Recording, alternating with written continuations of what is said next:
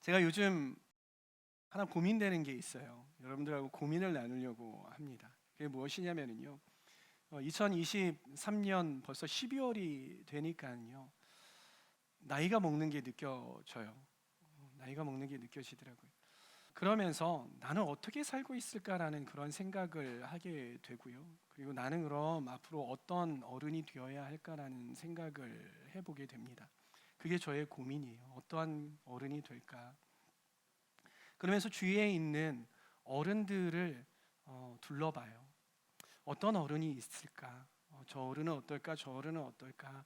여러 어른들을 둘러보잖아요. 그럼 어른들은요, 참 다양한 어르신들이 있어요. 어떤 어른들은요, 이 나이가 드셨음에도 불구하고요, 참 겸손하신 분들이 있어요. 나이가 그렇게 드셨는데도 불구하고요, 배우는 것을 놓치지 않으세요.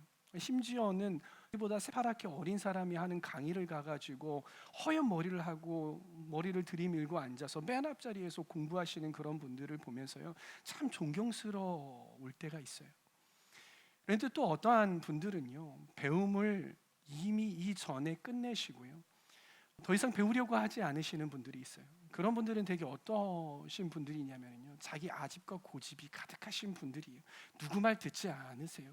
누군가가 뭔가 좀 이렇게 알려드리려고 하면요, 네가 나를 가르쳐라고 말씀하시는 그러한 분들이 있다는 것이죠. 사람들이 조사를 했는데요, 연구를 했는데 이러한 분들의 공통점은 무엇일까를 연구를 했대요. 근데 그 연구를 한 결과가 무엇이냐면요, 왜 과연 이러한 사람들이 생겨나게 되느냐를 봤을 때 자기 객관화가 부족하게 되면 이런 어른이 생겨나기 마련이라는 거예요. 여러분, 자기 객관화라는 것이 무엇이에요? 자기 객관화라는 것은 무엇이냐면요, 나 자신의 행동을, 그리고 감정을, 그리고 생각을요, 너무나도 주관적으로 보지 않으려고 하는 거예요. 객관적으로 보려고 하는 거예요. 남들의 시각으로 나 자신을 한번 봐보려고 하는 그러한 능력, 그것을 보고 자기 객관화라고 하는데, 이 자기 객관화가 떨어진다는 것입니다.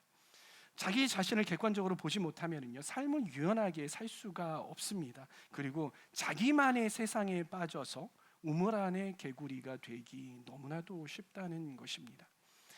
제가 청년들하고 많은 대화들을 하잖아요. 여러분들뿐만이 아니라 많은 청년들을 만나고 그들의 이야기를 들어봐요. 그리고 그들과 함께 지내잖아요. 청년의 나이, 이 청년의 나이는 사고가 참 유연할 수 있는 유연한 그런 나이잖아요. 그럼에도 불구하고요, 대화가 통하지 않는 청년들이 너무나도 많다는 사실을 발견하게 되었어요. 그들과 대화하면은요, 자신의 생각에 빠져 있어요. 자기가 생각하는 것이 옳다라고 생각을 하고요, 다른 사람들이 무언가를 이야기를 할 때에 그것을 별로 동의하지 않아요. 들어보려고 하지 않아요. 자기의 생각에 빠져 있어요. 근데 이런 사람의 특징이 무엇이냐면요, 남들이 하는 이야기를 잘 듣지 않고, 그리고 나는 남들에게 뭔가를 가르치려고 한다는 거예요. 나는 남들에게 뭔가를 가르치고, 그리고 내 이야기가 맞으니까 가르치고, 뭔가 그 위에서 남들이 이끌려고 한다라는 그러한 특징을 가지고 있어요. 이러한 사람들은요, 자기 스스로가 지혜 있다고 생각해요. 자기가 해안이 있다라고 생각을 한다는 것입니다. 그러나 그러한 사람들의 이야기를 들어보면요, 글쎄요, 성경적인 지혜와는 뭔가 거리가 먼 것이 느껴지더라는 것입니다. 여러분, 자기 객관화를 통해서 겸손한 자세를 가지는 것은요, 나이가 많은 그런 어른들에게만 필요한 것이 아니라요, 오히려 이 청년의 때인 우리들이 견지해야 하는 그런 아주 중요한 태도라는 것을 저는 강조해서 여러분들에게 말씀을 드리고 싶습니다. 지혜롭고 겸손한 사람은요, 나의 경험과 나의 생각을요, 그렇게 믿지 않아요. 그것을 절대시하지 않아요. 이러한 이야기가 있죠.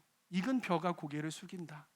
많이 배운 사람들은요, 정말 똑똑한 사람들은요, 고개를 숙이고요, 내가 알고 있는 것, 내가 지금 습득하고 있는 이 지식이 절대적이라고 믿지 않아요. 거기에 대해 인색을 막 던지고 그러지는 않는다라는 거예요. 끊임없이 나를 자기 객관화의 자리에 올려놓는다는 것이에요. 그러다 보니까요, 이들의 어떠한 특징이 무엇이냐면요, 늘 배우려는 겸손한 태도가 있다는 것입니다. 그리고 지혜로운 사람들은요, 어떠한 특징이 있냐면요, 하나님께서 나를 성장을 시키실 때에 꼭 내가 원하고 바라는 방향으로 나를 성장시키지 않으시는구나라는 것을 깨닫고 있다는 것입니다. 그래서 하나님께서 나를 어떻게 성장을 시키시느냐? 내가 원하지 않는 방향, 내가 저기로 가면 난 너무나 불편할 것 같아, 힘들 것 같아, 어려울 것 같아, 하나님이 나를 저기로 이끄시지 않았으면 하는 그러한 곳으로 이끄실 수 있구나. 그리고 그렇게 내가 깨어짐이 있을 때에 하나님께서 나를 성장시키시는구나 라는 것을 알고 있다라는 것이, 그러기에 그러한 상황 속에서도요, 겸손합니다.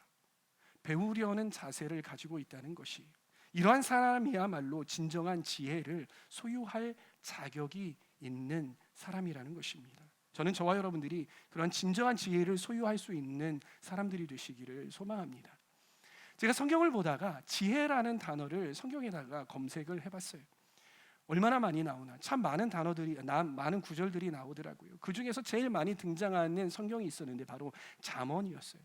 잠언 말씀을 제가 지혜라는 단어를 검색을 해서 잠언 말씀을 쭉 읽는데요, 아주 중요한 뭔가 공통점을 발견하게 되었어요. 이렇구나라는 이러한 것을 발견하게 됐어요. 그것이 무엇인지 우리가 말씀을 함께 읽어보면서 함께 발견해 보기를 원합니다. 우리 잠언 1장 5절 말씀부터 쭉 시작. 지혜 있는 사람은 이 가르침을 듣고 학식을 더할 것이요, 명철한 사람은 지혜를 더 얻게 될 것이다. 주님을 경외하는 것이 지식의 근본이오늘 어리석은 사람은 지혜와 훈계를 멸시한다. 훈계를 놓치지 말고 굳게 잡아라. 그것은 내 생명이니 단단히 지켜라. 지혜로운 사람은 훈계를 할수록 더욱 지혜로워지고 의로운 사람은 가르칠수록 학식이 더할 것이다. 훈계 받기를 좋아하는 사람은 지식을 사랑하지만 책만 받기를 싫어하는 사람은 짐승같이 우둔하다. 명철한 사람의 마음은 지식을 얻고 지혜로운 사람의 귀는 지식을 구한다. 충고를 듣고 훈계를 받아들여라.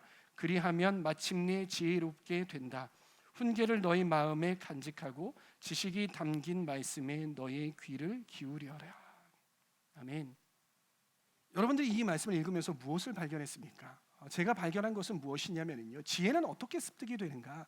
그 지혜는 뭔가 가르치는 사람이 있고, 그리고 그 가르치는 사람의 가르침을 배우는 사람이 있다는 것이에요. 그 가르침을 가르쳐주는 사람의 배움을 듣고 지혜가 생겨난다는 것, 그것이 하나님의 말씀이든 어떠한 삶의 해안이든 그러한 지혜자들의 말씀을 듣고 말을 듣고 그것이 책이 됐든 사람이 되었든 그렇게 지혜가 습득이 되는구나라는 것이에요. 즉 이것을 통해서 제가 알 수 있었던 것은 무엇이냐면, 지혜 있는 사람들의 곁에는 반드시 그 지혜를 가르쳐주는 스승 내지는 멘토 내지는 코치들이 그 곁에 항상 있다라는 거예요. 지혜로운 사람은 그러한 사람들을 늘 곁에 두고 있다는 것을 알 수 있었습니다.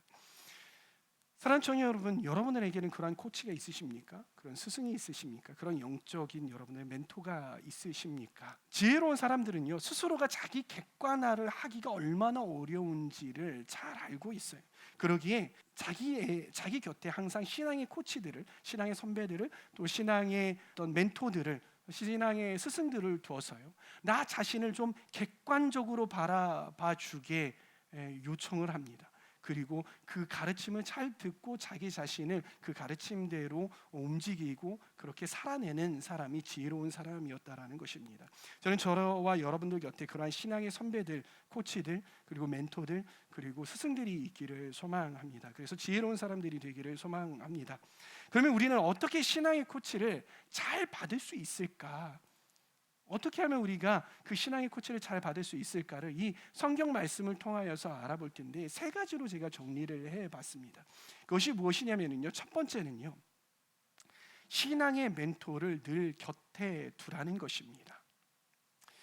엘리사에게는 엘리야라는 신앙의 스승이 있었습니다.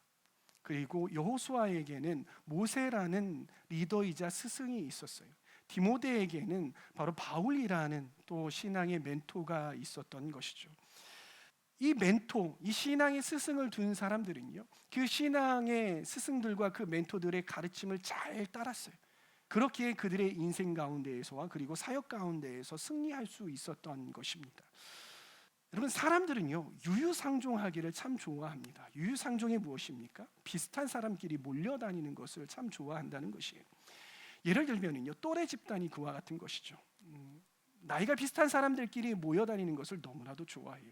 청년부에서 적응이 잘 안 된다고 하는 사람들, 왜 적응이 안 되니? 저 친구가 없어요라고 하는 경우가 거의 대다수인 것을 봅니다. 그리고 또 어떤 사람들끼리 모여 다닙니까? 자기하고 생각이 비슷한 사람들끼리 모여 다녀요. 때로는 정치 성향이 비슷한 사람들끼리 모여 다니기도 하고요. 학생은 학생들끼리 모여 다니기를 즐겨하고, 또 직장인들은 직장인들끼리 모여 다니기를 즐겨하는 거예요. 여자는 여자들끼리 모여 다니기를 좋아하고, 남자는 남자들끼리 몰려 다니기를 좋아하는 것이죠.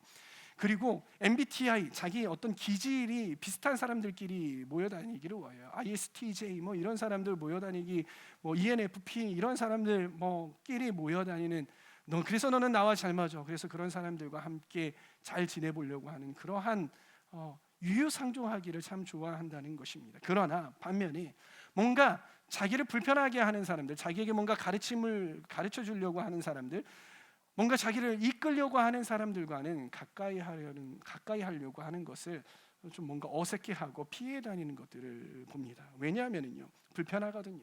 자꾸 자기를 지도하려고 하고요, 자꾸 자기를 가르치려고 하고요, 자꾸 자기를 훈계하려고 하는 거예요. 때로는 나보다 나이 많다고 해서 나를 책망하려고 하는 사람들, 그런 사람들이 불편한 것입니다. 그렇기에 그런 사람들과 함께 시간을 보내는 것이, 그래 1년에 한두 번은 괜찮은데 내가 많은 시간들을 그렇게 할애할 수 없어 라고 뒤로 물러서고 그런 자리를 피하게 되는 것이죠. 만약 여러분들이 그러한 태도를 가지고 있다면요, 여러분들은 진정한 지혜를 얻기에 부족한 사람들입니다. 결코 이러한 사람들은 지혜로운 사람이 될 수 없는 것이에요. 여러분들 지혜로운 사람들이 되기를 원하십니까? 그렇다면요 여러분들은 신앙의 선배와 신앙의 멘토, 여러분들을 책망하고 여러분들을 훈계하고 또한 여러분들을 지도해 줄 수 있는 그러한 사람들을 붙쫓으십시오. 이 붙쫓는다라는 이 단어를 어디에서 쓰냐면요 바로 룻기에서 씁니다. 나오미의 남편이 죽습니다. 그리고 그의 며느리 룻의 남편이 죽습니다. 그 가정에 남아있는 모든 남자들이 다 죽었어요. 여성들은 살아남기가 너무 어렵고 절망적이죠. 그러니까 나오미가 룻에게 너는 떠나라라고 이야기를 합니다. 그랬더니 룻이 뭐라고 이야기합니까? 어머님, 저를 떠나라고 하지 마십시오. 어머님의 하나님이 나의 하나님이고 어머니의 백성이 나의 백성이 될 것입니다. 그러니 저보고 다시는 어머니 곁을 떠나라고 하지 마십시오라고 하면서 룻의 저자는 룻이 나오미를 붙쫓았다라고 합니다. 이 룻이 어떠한 축복을 받습니까? 룻은요 이 나오미로부터 위대한 지혜, 권면들을 받아들이고 축복을 받습니다. 예수 그리스도의 족보에 올라가죠. 다윗의 족보에 올라가는 그러한 놀라운 축복을 받을 수 있었던 것이, 엘리야가 엘리사를 떠나려고 합니다. 그때 엘리사가 어떻게 반응합니까? 스승님이 어디를 가시든지 제가 따라가겠습니다. 제가 따라가겠습니다. 다른 사람들이 그러는 거예요. 너희 스승이 너희 곁을 떠나려고 한다는 거 알고 있어. 응, 알고 있어. 그럼에도 불구하고 3번이나 그렇게 물어봄에도 불구하고 저는 스승님 곁을 떠나지 않습니다 하고 스승님을 계속해서 따라다녔어요.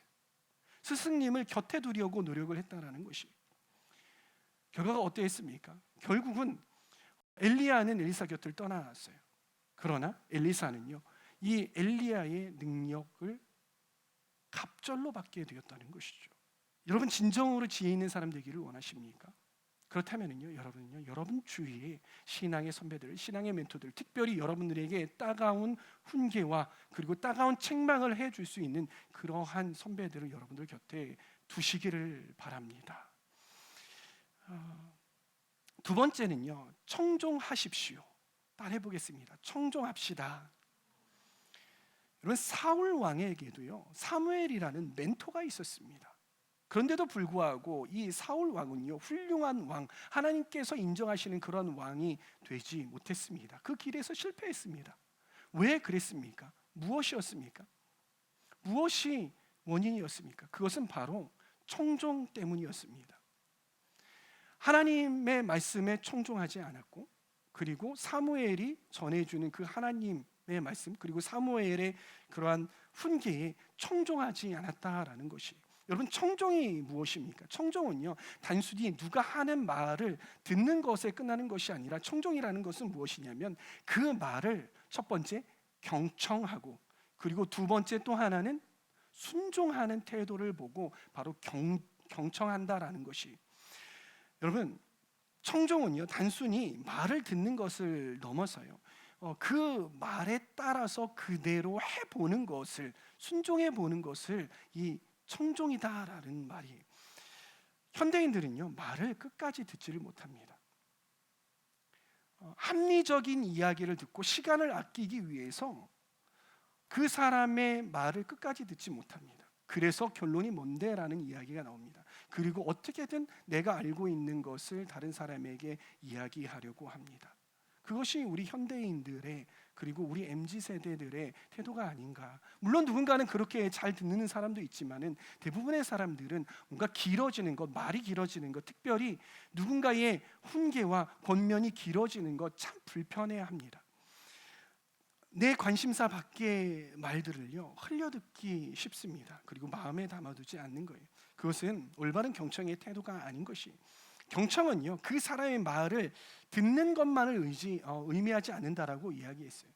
저는 이 경청이라는 말을 어떻게 정의하고 있냐면요, 경청은 그 사람의 말을 듣는 것뿐만이 아니라 그 사람을 듣는 것이다라는 생각을 가지고 있는 사람입니다. 그리고 그 들은 것을요 그냥 그 들음에서 끝나는 것이 아니라 메모하고 나의 마음 가운데에 새기고요, 그것들을 꼭 한번 내 일상생활에 해보는 거예요. 해보는 거예요. 실천에 옮겨보는 것이에요. 저는 그것이 청종이라고 생각을 합니다. 저희 스승님이요 저에게 아주 귀중한 것을 알려주셨어요. 그것이 무엇이냐면요, 되든 안 되든 한번 해봐 였어요. 저는 어떤 사람이냐면요, 기질적으로 직관적인 사람이에요. 그래서 어떠한 일이 저에게 떨어지잖아요. 이게 될지 안 될지를 기가 막히게 직관적으로 알 수 있는 사람이에요. 그리고 저는 또 장교를 겪으면서 또 사회생활을 해보면서 여러 가지 일을 해보면서요 참 많은 일을 해봤고 일을 잘한다라는 그러한 이야기를 들었어요. 그런 일들을, 여러 가지 일들을 해보고 경험을 해보니까는요, 어떤 일들이 저에게 떨어졌을 때 이게 될지 안 될지가 알아져요. 그냥 기질이 그렇고 경험이 그러니까 이게 될지 안 될지 금방 알게 되는 거예요. 그러니까 저희 신앙의 선배가, 저희 권위자가 뭔가를 지시하고 뭔가를 이제 시키시잖아요. 그러면 머리에서 이미 띠리리리 하고서는 계산이 끝나고요, 띠리리 이게 될지 안 될지가 이미 나오는 사람이에요. 그러다 보니까 자꾸 제 마음속에 사견이 붙어요. 하나님의 말씀에도 그렇고요, 저희 권위자의 이야기에도 그렇고요, 신앙의 선배 이야기에도 그렇고요, 자꾸 제 사견이 들어가요. 이건 이래서 그렇고 저건 저래서 그렇고, 사견이 들어가다 보니까는요 사족이 붙고요, 그리고 거기에 그 말 외에 다른 것들이 자꾸 조건이 붙는 거예요. 제가 한동안 그러고 다녔다고요.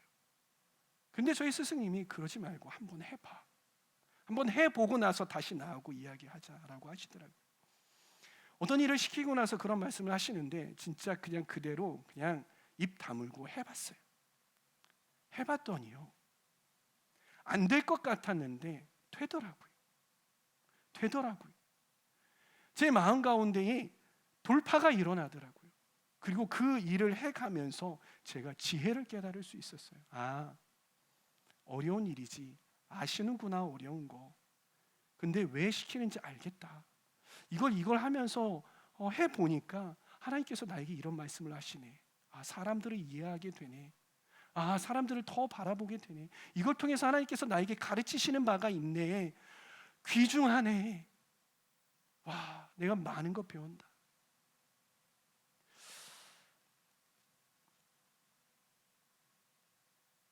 사랑하는 청년 여러분, 신앙의 선배의 말에 귀 기울일 뿐만이 아니라, 그것들을 들을 뿐만이 아니라 한번 그대로 해보십시오.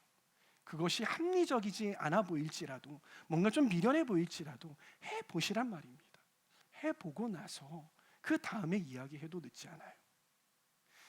지혜 하나를 여러분들에게 말씀을 드리자면, 여러분의 직장 가운데에서도요, 여러분의 직장 상사가 어려운 일을 시킬 거예요. 안 되죠. 어렵죠. 불가능하죠. 그래도 해보십시오. 해보고 나서 안 됩니다. 안 되는데 안 되는 이유가 이거 때문입니다. 이거 지원해 주십시오 한다면은요, 아마 여러분들은요 직장에서도 사랑받고 칭찬받는 사람들이 될 거예요. 여러분들이 안 되는 것, 여러분들이 생각 가운데 불가능해 보이는 것도 누군가가 해보라고 할 때 해보면은요, 여러분들에게는 정말 큰 지혜가 임할 거예요. 또 하나님의 말씀도 그렇습니다. 여러분들의 삶 가운데 이 하나님의 말씀이 지키기 불가능한 것들이랄지라도요, 여러분들 해보십시오. 순종해 보십시오. 그럴 때 여러분들 가운데 마음에 여러분의 삶 가운데 지혜가 임하게 될 것입니다. 그렇게 지혜를 얻을 수 있는 저와 여러분들 되시기를 바랍니다. 세 번째는 훈계와 책망을 소중히 여기라는 것입니다. 배울 자세가 되어 있는 사람은요, 누군가가 여러분들을 책망하고 누군가가 여러분들을 지도하고 또 누군가 여러분들을 훈계할 때요, 겸손한 태도를 견지합니다. 이건 참 위대한 것이라고 저는 생각합니다. 왜냐하면요, 우리 스스로에게는요 방어 기제라는 본능이 있어요. 누군가가 나의 자존심을 건들잖아요. 누군가가 나의 기존에 해오던 루틴을 건들잖아요. 누군가가 나의 어떠한 생각들을 건들고 이것들을 허물려고 하잖아요. 우리 마음 가운데, 우리의 속사람 가운데, 우리 감정 가운데는요, 그거를 딱 막아 세우는 방어 기제라는 게 분명히 있다라는 것이에요. 내가 그동안에 해오던 것들을 지키려고 하는 그런 마음이 있다는 것이에요. 그러기에 보통 평범한 사람들은요, 그럴 때에 방어 기제가 발동이 됩니다. 그래서 안 되겠는데요, 못 하겠는데요, 이런 어떤 부정적인 피드백을 먼저 하게 된다라는 것이. 그러나 정말로 지혜로운 사람은 그러지 않는다라는 것이. 훈계나 책망을 받을 때 겸손하게 네, 한번 해보겠습니다. 그렇게 하겠습니다. 고치겠습니다. 이렇게 반응을 한다라는 것이 고집을 부리지 않는다는 것이죠. 다윗이요, 밧세바를 범합니다. 그리고 거기에서 더 나아가서 이 밧세바의 남편이었던 우리아라는 사람을요 차도살인합니다. 이 차도살인이 참 나쁜 거거든요. 내가 살인하는 게 아니라 다른 사람을 시켜서 살인을 하는 게 차도살인인데, 이거는 더 중한 죄예요. 이게 뭐냐면 청부살인보다 더한 게 차도살인인 거거든요. 다윗이 그러한 죄를 범했어요. 누가 이 사람 앞에 나갈 수 있겠습니까? 누가 왕이 그러한 일을 했는데 나갈 수 있습니까? 그러나 그 당시에 나단 선지자가 있었어요. 다윗보다 나이가 많았죠. 이 나단 선지자에게 하나님의 계시가 임합니다. 너는 다윗에게 가서 책망하라. 다윗에게 가서 너의 행동이 지금 틀렸다라는 것을 알려주어라. 나단 선지자가 하나님의 이 말씀을 듣고 다윗에게 나아갑니다. 왕에게 나아가죠. 그리고 그 다윗 앞에 나아가 말하기 시작을 합니다. 그리고 그의 죄를 들춰냈습니다. 많은 사람들이 이 다윗의 마음이 어땠을까에 대해서 관심을 가져요. 근데 우리가 좀 패러다임을 전환해 보자고요. 나단 선지자의 마음이 어땠을까요, 여러분? 나단 선지자의 마음, 한 나라의 왕 앞에 두렵고 떨리는 마음으로 나갔을 거예요. 얼마나 두렵고 떨렸을까요? 한 나라의 왕의 죄를 들춰냈어야 했어요. 무험하죠. 용감하죠. 산채로 들어갔다가 좋은 마음으로 왕이 좋은 마음으로 그의 얼굴을 봤다가 죽은 채로 실려 나와야 할 수 있었어요.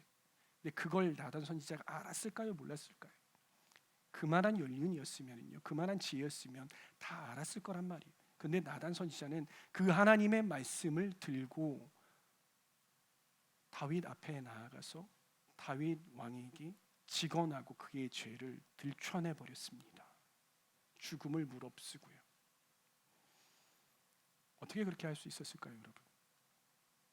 나단 선지자가 어떻게 그렇게 할 수 있었을까요? 나단 선지자가 진심으로 다윗 왕을 사랑했다고 생각합니다.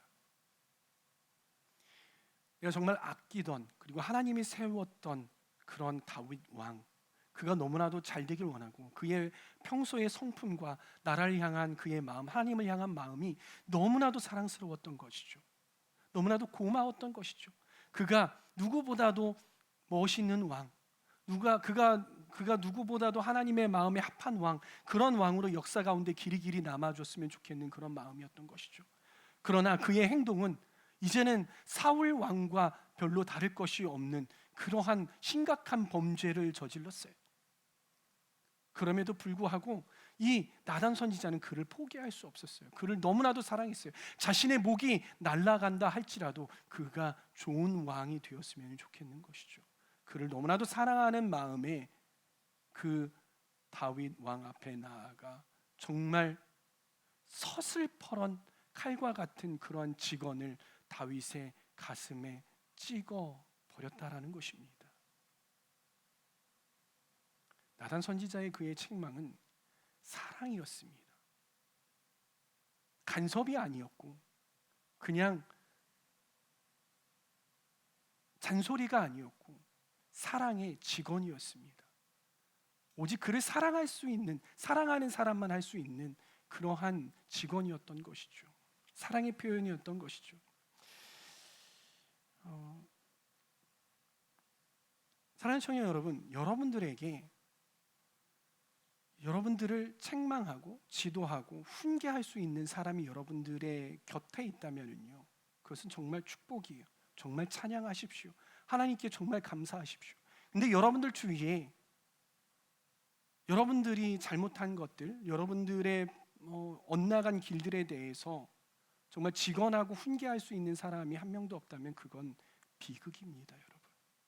비극이에요. 만약에 여러분들 가운데 그렇게 여러분들을 책망하고 직언해 줄 수 있는 사람이 있다면요, 그에게 고마워하시기를 바랍니다. 왜냐하면 그분은요, 여러분들을 사랑하기를 포기하지 않은 분이기 때문인 것이에요.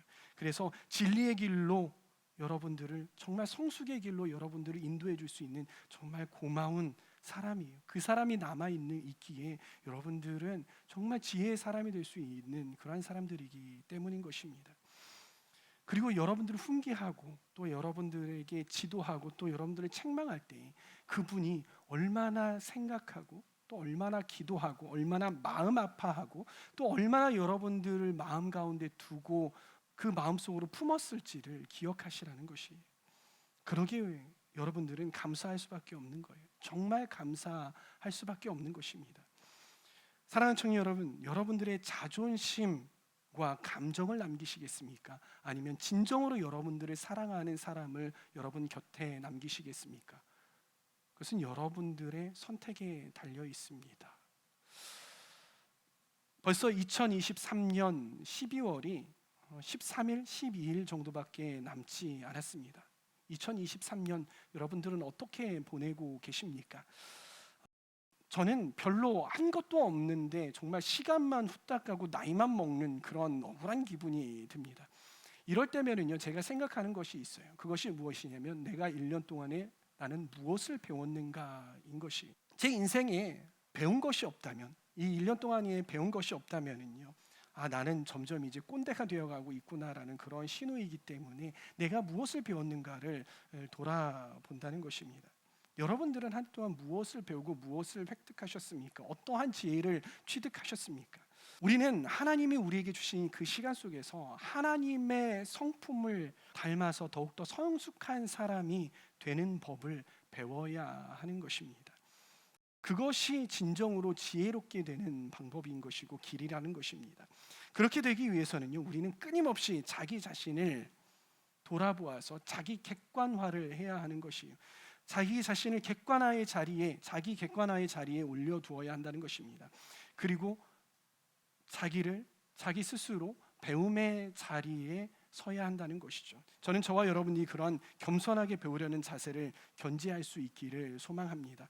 그러나 이러한 과정을 스스로 하기에는 쉽지가 않은 것이에요. 그러기에 우리에게 필요한 것은 성경에서 말하는 바와 같이 우리의 스승과 멘토와 또한 신앙의 선배들이 필요하다라는 것입니다. 저는 저와 여러분들이 늘 여러분들 곁에, 우리 곁에 멘토들을, 신앙의 선배들을, 스승들을 곁에 두기를 소망합니다. 그리고 그것이 정말 사람이어도 좋고요, 책이어도 좋고요. 그래서 늘 여러분들 곁에 여러분들에게 충원을 아끼지 않는, 여러분들에게 직언을 아끼지 않는 그런 나단 선지자와 같은 사람을 여러분들 곁에 두시기를 바랍니다. 그리고 그 멘토들의 말에, 그리고 하나님의 말씀에, 그리고 그 책에서 배운 바에 청종할 수 있는 저 여러분들 되시기를 바라요. 또한 그들의 훈계와 책망을 달게 여기고 고맙게 여길 수 있는 저와 여러분들 되었으면 좋겠습니다. 우리 하울림 청년부에는요, 여러 멘토님들이 계십니다. 지금부터는 목회자분들도 계시죠. 지금부터는 이 멘토님들의 역량들이 점점 많아지실 것이고 여러분들과 대화하는 시간들이 많아질 거예요. 여러분들 곁에 저는 저를 가르쳐 줄 사람이 없어요. 그러면 멘토님들께 찾아가십시오. 밥 사달라고 하면 밥 사주실 것입니다. 그렇죠? 네, 대답이 없으시네요? 밥 사달라고 하면 밥을 사주실 것입니다. 네, 찾아가십시오. 그리고 여러분들의 고민들을, 그리고 여러분들 스스로가 객관화하지 못해봤다면요, 저 여러 해 동안 보셨잖아요. 저 객관화해 주세요. 저 어떤 사람이에요? 그래서 저는 어떠한 부분을 배워야 해요? 어떠한 부분을 고쳐야 돼요? 저에게 말씀해 주시오. 저를 정말 사랑하신다면 저에게 그렇게 말씀해 주세요. 제가 사랑으로 받을게요 라고 꼭 말씀하시기를 바랍니다. 그럴 때 여러분들이 지혜로워질 수 있다는 걸 여러분 기억하시기를 바랍니다. 또한 우리 곁에 늘 계셔서 우리에게 아낌없는 충고와 사랑으로 직언과 또한 책망을 하시는 분이 계시죠. 우리의 카운셀러 성령님이 계시지 않습니까?